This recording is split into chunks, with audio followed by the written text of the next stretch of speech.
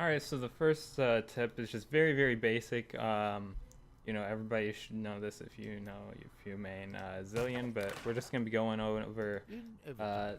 Zilean's basic combo. Basically, it consists of E the enemy, Q W, Q, E the enemy again.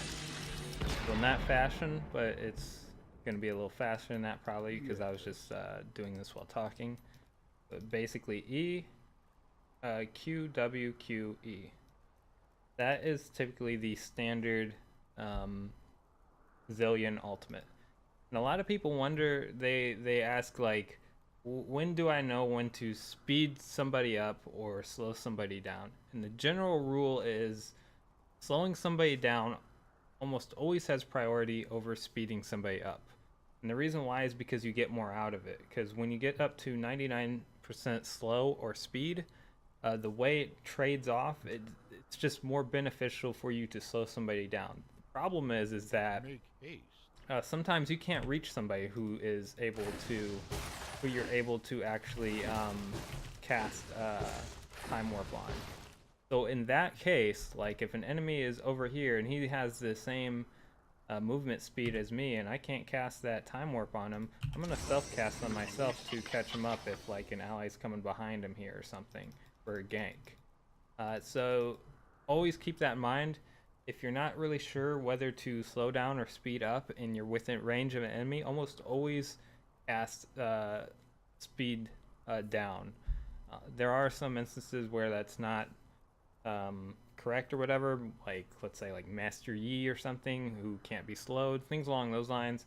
But generally, you always Yes. want to cast slow down if you're within range. If you're not in range, you typically, being a support Zilean main, I typically always prioritize speeding an ally. So let's say we have an ally Jin here. I'm going to speed my ally Jin, let him go in front of me here, and I'm going to cover him, give him some backup here, you know, um, give him some more speed boost, things along those lines. Um, but yeah, typically you Holy always want Buddha. to use time warp offensively if you're within range. So the combo, everybody does the combo differently. Some people they prefer to um, do a Q cast like that, then wait, then do it again, and then do that, then do it again, things along those lines. Me personally, I just like double cast. I like really really quick combos. And what I go for is max CC. So um, typically as support, you should be going for max CC, in my opinion. If you're more mid lane, then you can Great kind of just get away with just is casting everything fast because that damage is just gonna like completely annihilate him. You want to get that damage, boom, boom, boom. But when you're playing support, I go for max CC, and what I mean by that is let me actually just level myself up to give myself max time warp here, because if we're playing support, I'm gonna max time warp as one of my first things, either first or second, depending on what I'm make doing. haste. Um, but with max time warp, you want to slow him down, wait, boom, boom, wait, slow him down again. So you see how all that's spaced out? He may even have, maybe a tenth of a second in there where he's not CC'd, but that ensures that he's getting every second of CC. And if you watch that back and you actually strip it down and replay that of how long that CC is, that CC is around 6 to 7 seconds of slow, stun, slow. May even did a little too fast there because I've been playing mid Zilean lately, so I've not been doing my max CC, but typically like that. Boom. And eventually, this timing will come naturally. Sometimes on the second slow, you want to do it instantly. Other times, you want to space it out. So if they're a huge, really slow tank that doesn't have much mobility, you want to space it out because hey, they're not going anywhere. But if you're facing something with like a lot of mobility or something like that, maybe want to, you know, cast it a lot faster, you know? So it just depends. That's typically Zilean's main combo in a nutshell. So next thing I'm going to talk about is really, you know, doing an infinite cast on somebody. So let's say we have, set up a scenario where we have our allies here. And we have enemy here. And the team fight's about to break out. Oh my gosh, oh my gosh. And let's say our jungler, we're kind of like down a person here because for whatever reason they only let you do a maximum of 4 dummies, which I've never understood. So let's say our jungler is right here and he's coming in for a gank. He's coming in, or maybe not even our jungler. Maybe our top lane's TPing in. Somebody tanky's coming in, and he's coming in and he's coming into the back line here, and he's just diving in and he's absorbing like all this damage right here. What you can actually do is you can actually cast a double bomb on him, and everything around him is going to take damage, and you can actually do what's known as a triple bomb. So if you do this, it's actually, what you do is you cast a single Q, wait for it to go about halfway, do it again. See how I did it? I actually messed it up there because there's a guy in back that's taking all of it. We do QW, we wait till it's about to explode, but it doesn't explode, and we do that. We can actually do what's known as a triple bomb here. You can see I almost did it, but it zoned out. Basically like this. Two. And you can keep doing this over and over. If you time it out perfectly, you can keep doing it. I only do triple. That's really the only use for it. You know, you can do more than that. Yeah, I think you can do probably up to like 8 or something, but there's really no need for it. I mean, the chances of anything happening over 3 bombs is just, you know, either you're gonna win the team fight or the enemy's gonna win it. That's just how it goes. Nothing's gonna go longer than 3 bombs, but you can do 3 bombs, and what you do need is max CDR. You need max W and Q, but it can be done like this. So just be aware, you know, you want to do it on an ally person because they are able to take every shot of your Q. Whereas, you know, if you're doing it on an enemy, they're just gonna insta die. You know, maybe, you know, if you're full AP. This is typically for the mid and top laners. You know, not so much support. Support can do this. I'm not saying that, but like, I'm saying like aiming at the top and mid lane where you're building tons of AP, you want to definitely do this on an ally or even a minion. This can also be done on minions. This exact same logic.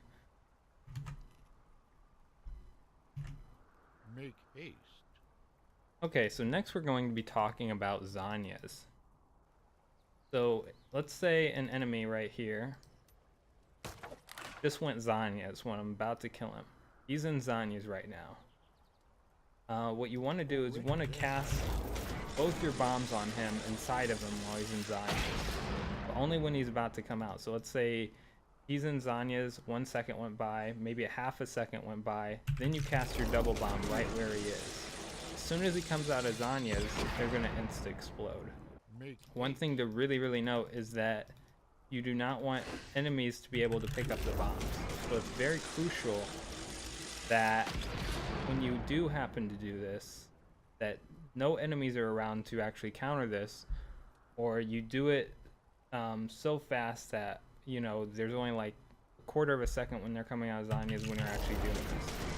But you want to still do it before they actually come out of Zanyas, not like right when they come out of Zanyas, because typically they're just, while they're in that Zanyas mode, they're just looking for escape, anything to escape. So if they have a flash, they are spamming that flash key. They are absolutely spamming that flash key. They are ready to flash. So you have to make sure that both your bombs are down, even while their Zanyas are still up. So just time it out so there's like, you know, maybe a quarter of a second left where they're still in Zanyas, but both their bombs just went down. So if you put it like that. Boom. As soon as they come out, they're stunned. Alright, so now we're going to be talking about Guardian Angel versus your ultimate. Chrono Shift, its status is for 3 seconds. And Guardian Angel, its status is for 4 seconds.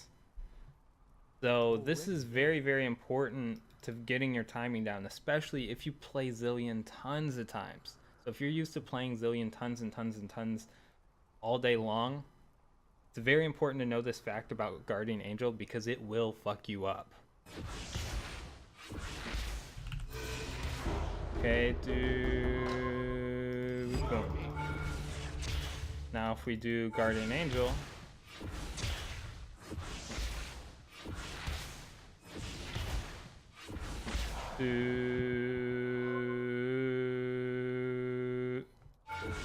see how long that was? Now you've seen the big time differentials between Guardian Angel and Chrono Shift, and the reason why this is a huge deal is because you have to know those differences when reviving a teammate or when they're reviving from their own Guardian Angel. And the reason for that is because let's say this guy is in Chrono Shift and he's being revived. Well, what you don't want to do is just throw your shit out there a second before he's being revived, because it allows for counterplay. So what you want to do is just like, you know, a quarter of a second before he's being revived, or like a tenth of a second before he's being revived, just throw your shit out there and just stun everything around him. So when he comes back, boom, everybody around him within his radius is going to be stunned. The problem with this is if you don't know, or you're not really sure of the differences between Chrono Shift, the time differences of the stats between Chrono Shift and Guardian Angel, when a teammate uses Guardian Angel, all of a sudden you're throwing your shit out there a whole second early, and it messes everything up. It allows for counterplay and all kinds of stuff. So just be aware of that. Yes. Is that there's a huge time difference between Guardian Angel and Chrono Shift. Alright, so now I'm going to go over some of the different combos for Zilean late game as far as like team fighting. A lot of these are in like engage combos, so it can be really beneficial if the enemy team doesn't have vision of like bushes and stuff like that. This can even, I would say a lot of these really favor in terms of top lane Zilean as well, because since they're so engaged like. First combo we're going to be going over, I like to call it the diver. And basically, you're just having your team fight or whatever. Let me get this off. Having a team fight or whatever, you throw some bombs out there and they completely miss. And basically what you want to do is you want to flash onto your bombs so they insta-proc, so they can just pretty much stun everyone here. Now this is going to be late game, so you should have your Rod of Ages built. And if you have your Rod of Ages built, you know, you're going to be taking a lot less damage, plus you have your ultimate here. You may even have a stopwatch or Zanya's at this point, which you know, can definitely be useful for survivability. So this just gets a ton of damage off, and it allows you to pretty much engage the fight and soak up a lot of damage for your team. So let's do that again. So we're going to show this here. So let's do this. Basically like that. It's like I only stun the first two there, but even if you don't get the other guy here, what you could do is, so when you have your second one on, you can actually slow him, primary target, so he actually absorbs all the damage from the second one, because typically these guys are just going to try to go out as far as possible. Chances are that the enemies in the back line here, they're actually going to scatter backwards, but it forces these two people that, you know, you've kind of got in front of you, that, you know, you should be able to get one of them, even maybe the primary target, if one of these is the primary target. That's something to think about, so I'll show that off one more time. You can even speed yourself up as you're throwing the bomb, so you can actually like bridge the gap, because if you look here, so actually let me do another cooldown. If you look here, that's the max distance. That's max distance flash. See, it's pretty far away, right? So if you're actually doing a max throw Q, and you have to bridge that gap, you can actually just speed yourself up, then flash to bridge that gap.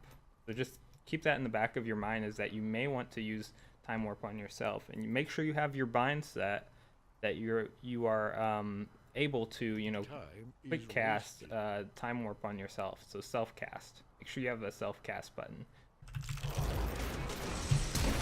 Basically like that. So that's one of the diving ones. The other one is pretty much what I call the suicide bomber, and it's just being able to basically just put both bombs on yourself while you're in the middle of a team fight. Now, this can be used many times. Usually this is used when you're caught out. So like, let's say you're like over here and you get caught out by someone here and an enemy here, and they catch you out and they kill you right here, and you're in chrono shift. When you're reviving back in, you want to do this in the hopes of stunning both this and this guy around you. And it does work, especially particularly if you have Rod of Ages on, you have that extra health. It is quite possible to, you know, get away. And if you are even right here, what you can even end up doing is, after, you know, stunning them, you can actually flash over here and then get away. So that's just an example of this to do it. But in team fights, how you want to do it, typically you want to be from unseen place. So let's say you know, we check this, it's not warded or whatever. What we can actually do is put one on you like this, go in, boom. And I was a little slow there because I didn't actually use my rewind. So if I'm here, even if I put the bomb like pretty over here, it hooks on the target. So keep that in mind, because if you're like right next to a target, it's going to prioritize hooking on the target over yourself, which is kind of annoying. I honestly don't like it like that. I wish there was a way to make it so like it prioritizes over yourself. But keep that in mind, that when doing this, it's going to have priority over targeting yourself. Alright, to show that again, we're going to do this. Boom. You can even do it like throwing it right here. Alright, to show that again, we're going to do it again. Like that. And you want to make sure that this can even be really late game. The later the game, the easier it is to do this, because having your like time warp at level 3 to level 5 is a huge difference from level 1 time warp. So keep that in mind. The higher time warp you have, the easier it's going to be pulling this off to actually bridge that gap of being able to flash onto the enemies before they really notice you. And it takes a while to get used to, but you know, just to show that in demonstration again, you want to do this. Boom.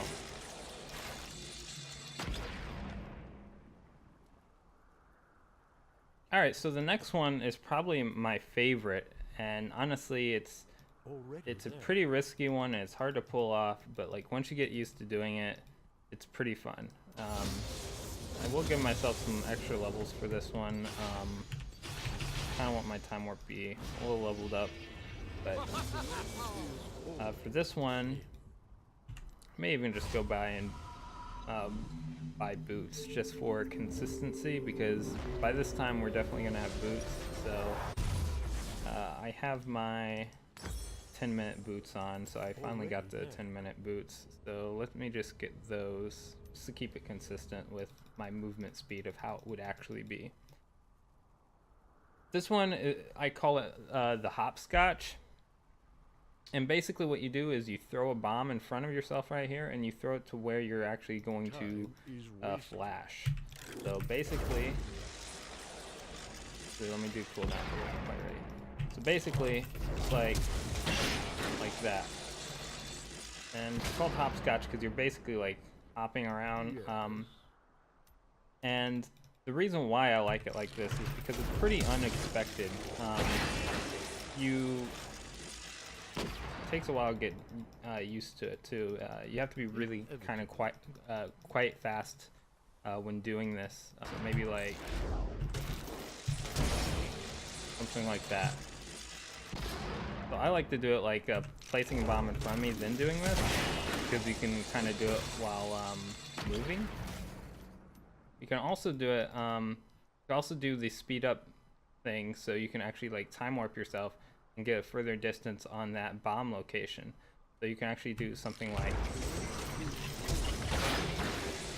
that. Attack. Something like that. And this one, it just, after doing it over and over and over, it just seems really, really consistent. Like, I don't know what it is. I didn't refresh. I don't know what it is about this one, but it's really fun to do, and it's just, it's pretty consistent. The other thing is, it throws enemies really, really off guard when you do this, because they typically have never seen something like this. You can even do it at the start of just putting it on yourself like this. So it's kind of like the other one in the sense that you can kind of do it on yourself and do something like that. I prefer just to put it in front of myself, so like I give myself a running start. So like that. So yeah, there's kind of different variations of this, but it's a very, very fun combo. And I really suggest, you know, you take this into practice mode and practice it over and over and over, because there's different little instances of doing this variation of this combo, and it's a really fun combo. Alright, so now I'm going to teach you kind of how to proxy with top lane Zilean. This can also be done with mid lane Zilean, when you're roaming either top or bot side. Typically I like to proxy from this bush up here or this bush down here. Those are my two kind of favorite spots. You want to do this right after you build your Rod of Ages. Right after you get your Rod of Ages, you can start doing this. You don't have to do it, but can do it, I should say. And I just like to hide in this bush like this, or taggle the minions here. And this is typically around a little after the 10-minute mark. A little higher than that in this, because this is practice mode. Typically aim for the third minion, the third melee minion on the normal waves. And you want to line it up with this. So third minion, then you bomb yourself over here, drag him over, boom. Now you can see this took a little extra spots, but like just my Rod of Ages growing, eventually, really, really soon I should say, those are just gonna one-hit the casters. Even if you had a Dark Seal stack here, you could also do that as well. If you had a stack of Dark Seal, you would just one-hit them. On the cannon ones, you're going to do the same thing, but you're going to bomb the cannon instead. Drag them around like this.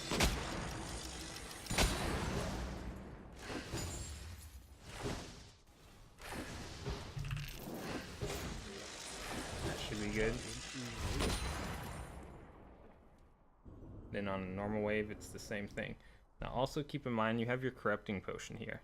If you win it first time, I always go Corrupting Potion. But if you have your Corrupting Potion here with Dark Seal, you can also just sustain here for an extremely long time, because as you can see, I've barely lost any health at all. And I can just pretty much stay here and do this. The nice thing about the bush here is kind of do have a really good advantage here. Have your chrono shift here in case somebody comes, you know, you can just ult yourself if you're in a really bad spot, but they can't really see you here, so they kind of have to guess where you are.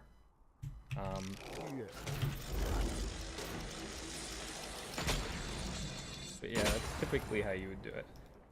Now I'm going to show you how I do basically just a lane proxy. So like if you're not hiding in the bush, just doing a lane one. So this is the cannon one, and this is all done if your minions aren't here. So keep that in mind, that this is going to be different if the minions are near. The reason why it's different is because of minion aggro. This works this way because of how minions aggro against you, but it's different like that if you know, there's other minions. I want to back away from this as soon as possible.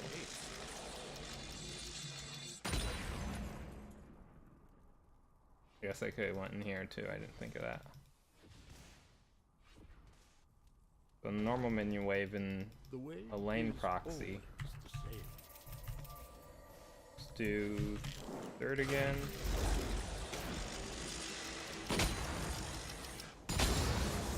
Like that.